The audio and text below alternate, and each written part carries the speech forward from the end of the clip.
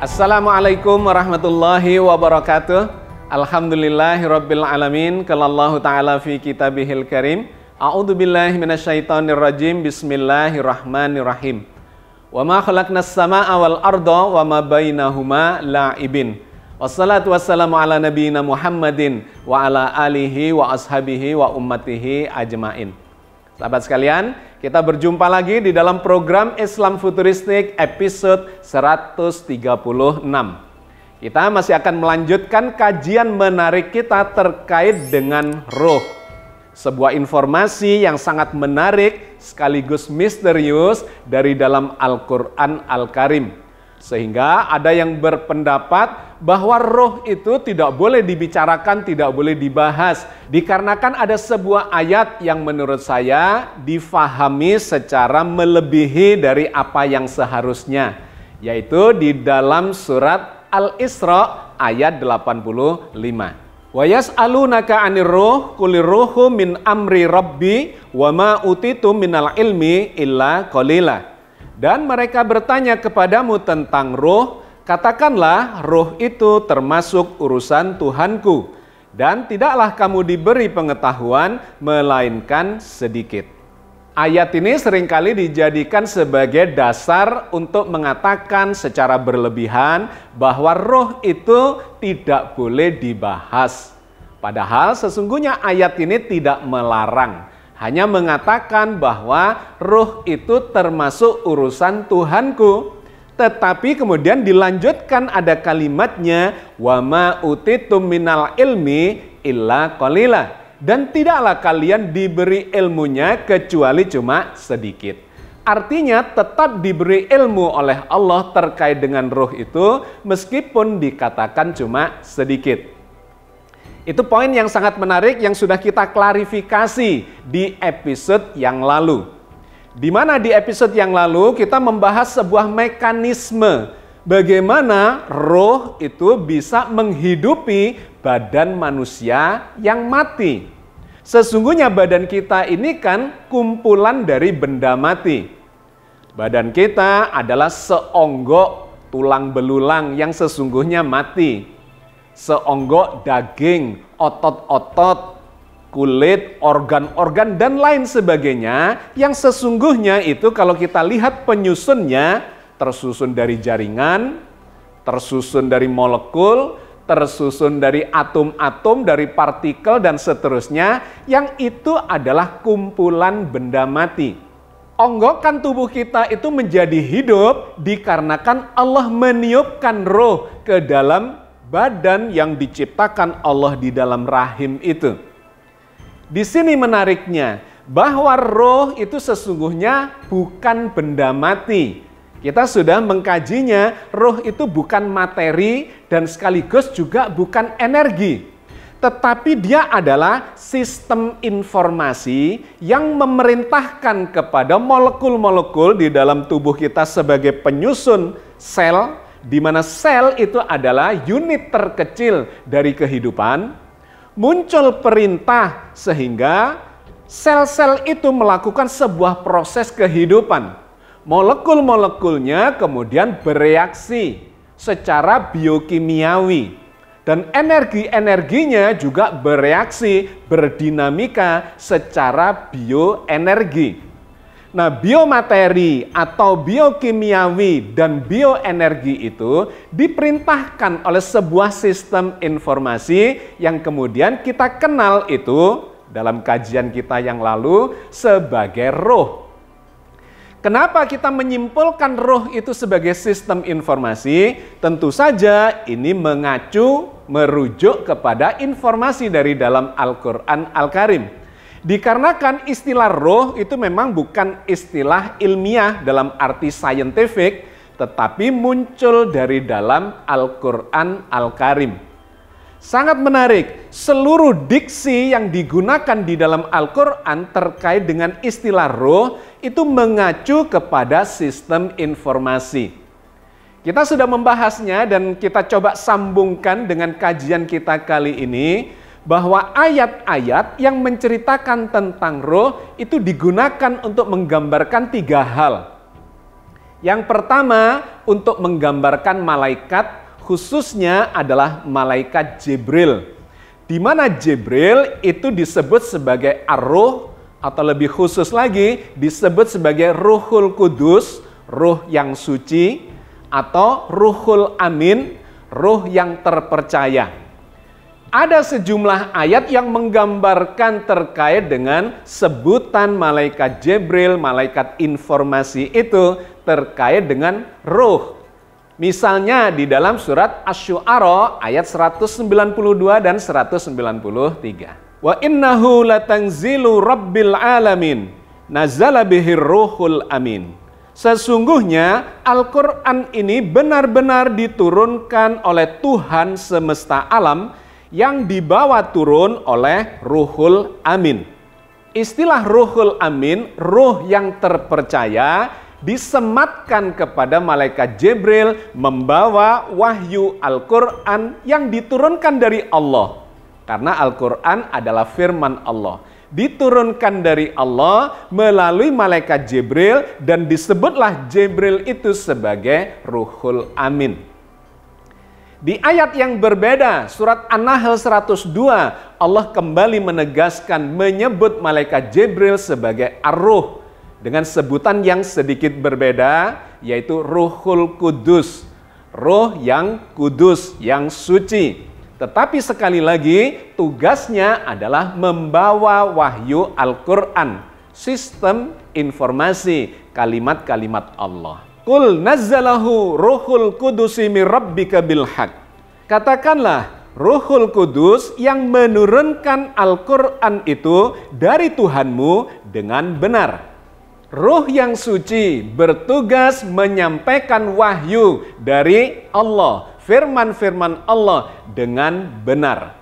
Jadi terdapat korelasi yang sangat erat, yang sangat jelas antara malaikat Jibril yang disebut ar-ruh terkait dengan informasi wahyu dari Allah kepada para nabi, khususnya kepada Nabi Muhammad SAW. Bukan hanya untuk menyebut malaikat Jibril, sang malaikat informasi, tetapi Al-Quran menggunakan diksi ruh itu juga untuk menyebut wahyu itu sendiri. Al-Quran itu sendiri disebut sebagai ruh. Sekali lagi ini memberikan penegasan bahwa ruh itu terkait erat dengan sistem informasi. Bahkan informasi itu sendiri bisa disebut sebagai ruh. Allah berfirman di dalam surat An-Nahl ayat 2. Yunazzilul malaikata birruhi min amrihi ala may yasha. Dia menurunkan para malaikat dengan membawa ruh atau wahyu atas perintahnya kepada siapa yang dia kehendaki. Yunazzilul malaikata birruh min amrihi. Jadi sangat jelas Allah menurunkan para malaikat birruh untuk membawa ruh. Yang dimaksudkan adalah firman Allah, kalamullah, Al-Quran, wahyu yang dibawa oleh malaikat Jibril atas perintah Allah. Jadi wahyu itu sendiri disebut sebagai ruh oleh Al-Quran. Semakin jelas lagi disampaikan Allah di dalam surat Asy-Syu'ara 52. Wa kadzalika auhayna ilaika ruham min amrina. Dan demikianlah kami wahyukan kepadamu ruhan, isi Al-Quran, dengan perintah kami. Jadi sangat jelas Al-Quran menggunakan diksi ruh untuk menyebut sistem informasi, baik itu terkait dengan malaikat penyampai informasi itu, atau bahkan informasi atau wahyu kalamullah yang dibawa oleh malaikat penyampai informasi. Dan kemudian yang ketiga juga digunakan untuk sistem informasi yang menghidupkan manusia. Sehingga di dalam sejumlah ayat Allah menggambarkan bahwa manusia yang diciptakan dari saripati tanah itu ketika ditiupi dengan roh maka dia menjadi hidup. Ada sebuah proses yang diperintahkan oleh sebuah sistem informasi menghidupkan materi dan energi sebagai penyusun tubuh manusia untuk bereaksi secara biokimiawi dan bioenergi, memunculkan kehidupan. Jadi sahabat sekalian, ketika kita merujuk ke dalam Al-Quran terkait dengan diksi roh, maka kita mendapatkan kesimpulan komprehensif bahwa roh itu kurang lebih setara dengan sistem informasi. Bukan materi, bukan energi, melainkan sebuah perintah yang memerintahkan kepada materi dan energi untuk membuat sebuah sistem informasi yang menghidupkan. Nah, lantas muncul pertanyaan di dalam forum kita terkait dengan roh yang ditiupkan kepada cikal bakal tubuh manusia itu. Pertanyaannya adalah, bukankah kode-kode sistem informasi di dalam DNA tubuh manusia itu ada terlebih dahulu dibandingkan dengan roh? Sistem informasi itu sudah ada di dalam genetika dan barulah ditiupkan roh itu ke dalamnya sehingga dia menjadi hidup. Oke sahabat sekalian, mari kita tinjau dan kita kaji ayatnya yang menceritakan bagaimana sesungguhnya urutan cerita, urutan proses dari penciptaan manusia, badannya, dan dengan rohnya itu. Apakah secara badaniah sudah tersusun sistem informasi di dalam genetikanya, baru ditiupkan roh, ataukah sesungguhnya prosesnya terjadi seiring? Kita bisa membacanya di dalam surat As-Sajdah ayat 9. Tsumma sawwahu wa nafakha fihi mir ruhihi wa ja'ala lakumus sam'a wal absara wal af'idah qalilan ma tashkurun. Kemudian dia, Allah, menyempurnakan tubuhnya dan meniupkan ke dalamnya sebagian rohnya. Dan dia menjadikan bagi kamu pendengaran, penglihatan, dan kecerdasan hati, tetapi kamu sedikit sekali bersyukur. Sangat menarik redaksi dari ayat ini. Tsumma sawwahu wa nafakha fihi mir ruhihi.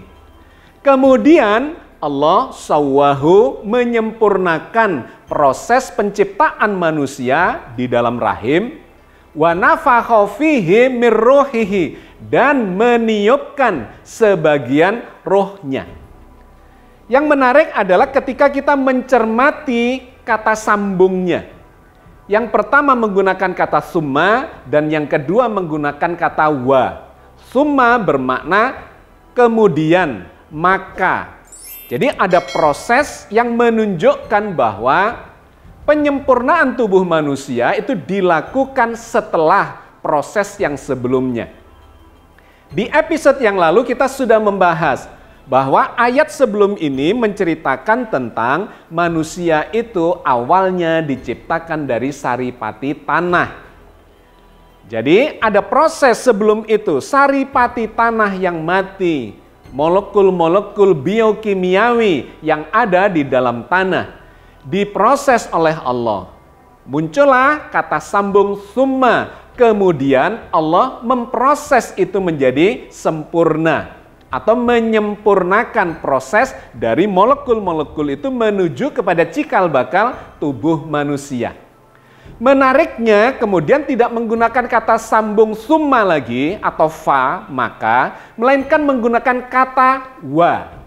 Wa nafakha fihi mir ruhihi, dan Allah meniupkan sebagian rohnya.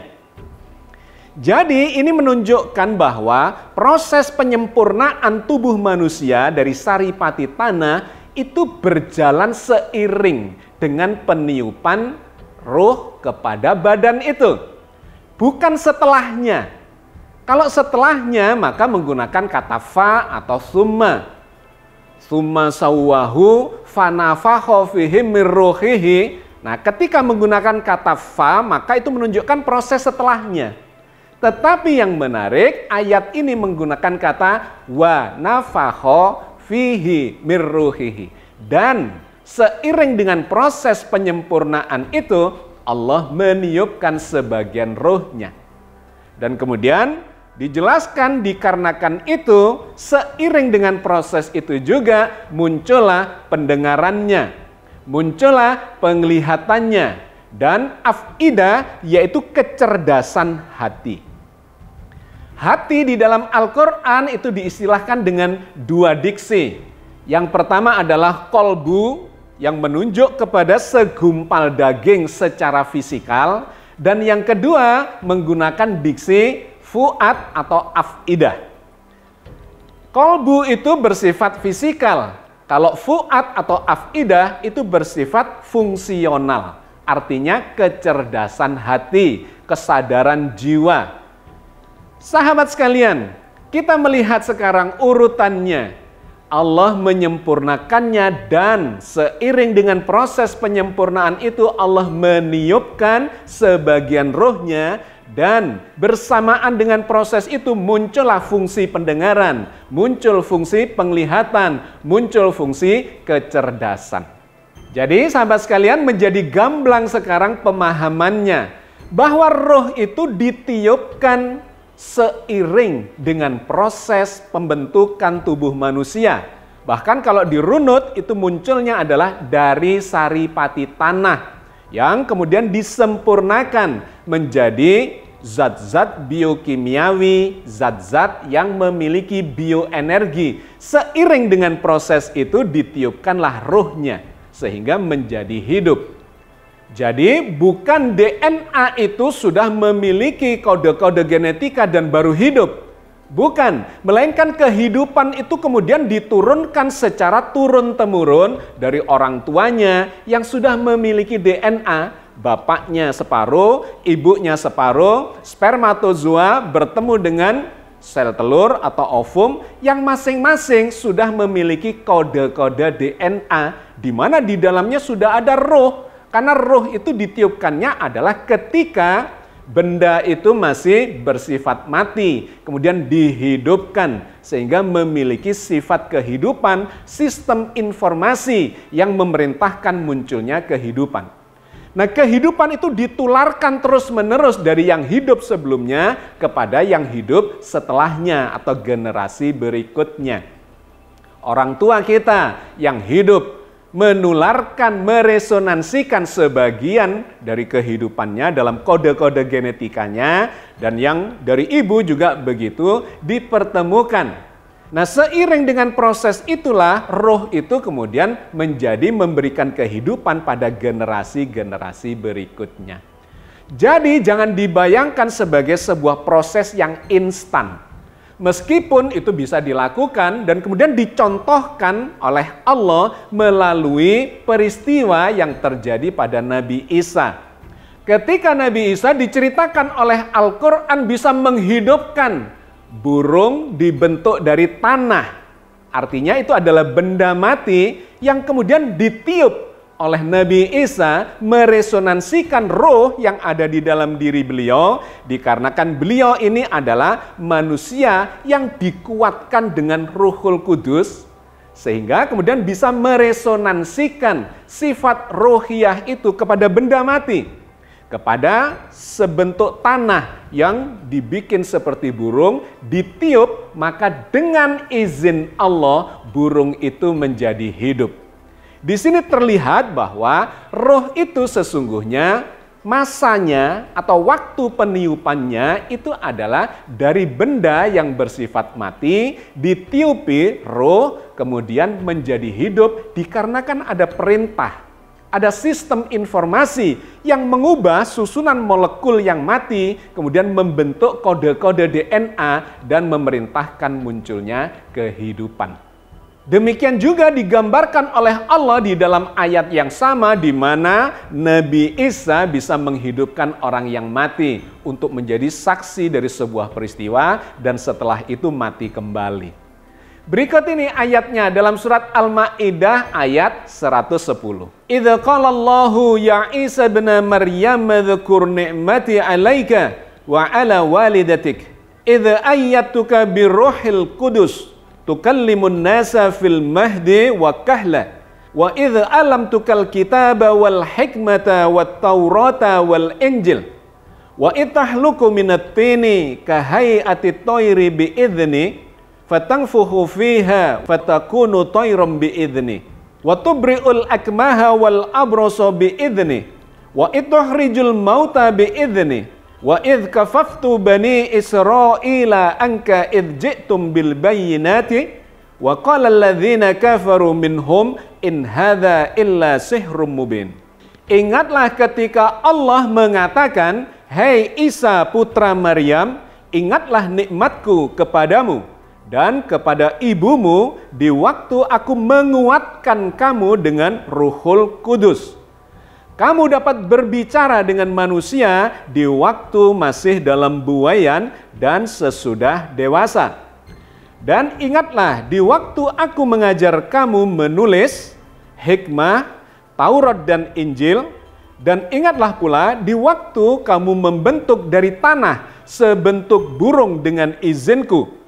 Kemudian kamu meniup kepadanya, lalu bentuk itu menjadi burung yang sebenarnya dengan seizinku. Dan ingatlah di waktu kamu menyembuhkan orang yang buta sejak dalam kandungan ibu, dan orang yang berpenyakit sopak dengan seizinku. Dan ingatlah di waktu kamu mengeluarkan orang mati dari kubur menjadi hidup dengan seizinku. Dan ingatlah di waktu aku menghalangi Bani Israel dari keinginan mereka membunuh kamu, dikala kamu mengemukakan kepada mereka keterangan-keterangan yang nyata. Lalu orang-orang kafir di antara mereka berkata, ini tidak lain melainkan sihir yang nyata.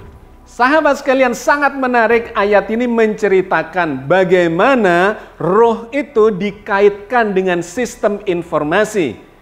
Di antaranya di dalam peristiwa Nabi Isa digambarkan Nabi Isa mendapatkan ilmu, mendapatkan pelajaran, menulis tentang hikmah, tentang kitab-kitab suci, Taurat dan Injil. Semuanya itu dikaitkan dengan Ruhul Kudus yang diberikan oleh Allah kepada Nabi Isa untuk menguatkan dengan malaikat Jibril, malaikat informasi, sehingga beliau itu memiliki mukjizat yang lebih dibandingkan dengan nabi-nabi atau rasul yang lain, termasuk bisa menghidupkan seonggok tanah yang dibentuk seperti burung, ditiupi, diresonansi secara rohiyah, maka dia menjadi hidup. Termasuk orang yang sudah mati bisa dihidupkan. Ini menunjukkan ada sebuah sistem informasi terkait dengan roh itu, yang secara saintifik kita bisa menggambarkan, dan ini sedang berkembang di dunia ilmiah terkait dengan apa yang disebut sebagai informasi kuantum. Di episode yang lalu kita sudah membahas tentang munculnya materi dari medan Higgs misalnya, di mana partikel virtual yang namanya partikel Higgs atau Higgs boson itu bisa memberikan massa dan kemudian memunculkan materi. Nah, selain itu secara kuantum ada yang disebut sebagai medan informasi kuantum, di mana medan informasi kuantum ini memberikan sistem informasi seperti memunculkan materi itu. Nah, sistem informasi itu justru menumpang kepada materi dan energi dan memunculkan perintah untuk melakukan sesuatu. Materi dan energinya berdinamika dengan perintah itu, termasuk memunculkan kode-kode genetika, DNA, di dalam makhluk hidup dari molekul-molekul yang sesungguhnya bersifat mati itu. Sahabat sekalian, jadi kita semakin mendapatkan gambaran yang komprehensif terkait dengan apa itu roh. Ilmunya sedikit, ya ini adalah bagian-bagian yang sangat sulit, tidak semua orang bisa memahami dan menceritakan ini berbasis kepada Al-Quran Al-Karim dan ilmu pengetahuan mutakhir yang sedang berkembang. Tetapi kita meyakini bahwa Allah menurunkan informasi terkait dengan ruh ini meskipun cuma sedikit, itu adalah sebagai petunjuk bagi kita semua untuk memahami fenomena yang sangat misterius, yang sangat luar biasa, yang disebut sebagai ruh itu. Saya kira saya cukupkan sampai di sini dulu kajian kita terkait dengan roh. Insya Allah di minggu depan kita akan masih melanjutkan mengembangkan kajian kita, pemahaman kita terkait dengan roh itu berbasis dari informasi Al-Quran dan pengembangan sains mutakhir yang terus berkembang di peradaban yang semakin maju ini. Mudah-mudahan Allah senantiasa membimbing kita di atas jalan yang diridhoinya untuk memahami hikmah-hikmah dari dalam kitab suci kita sendiri. Billahi taufiq wal hidayah. Assalamualaikum warahmatullahi wabarakatuh.